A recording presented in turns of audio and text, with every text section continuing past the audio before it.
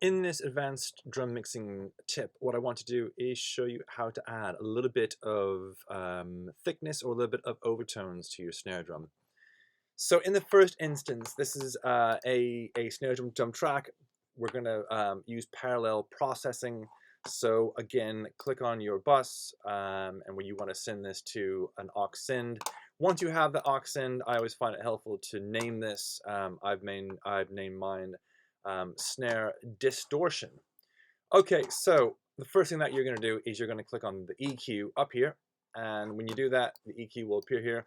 I have a low cut filter, and it's cut everything just below, what's that, about 1500 hertz, whatever it is, 2K.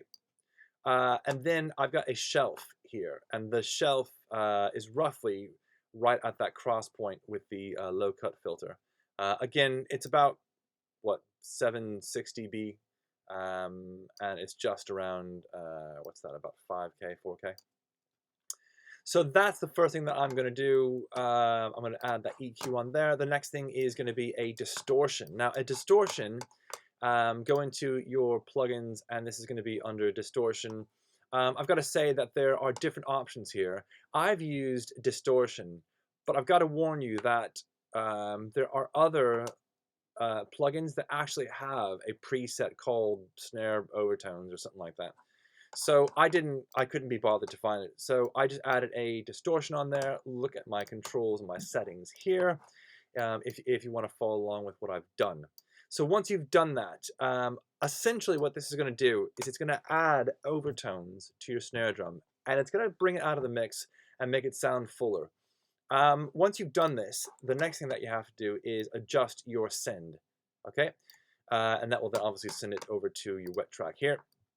I've done this, as you can see, on both of my tracks here for my my snare drum.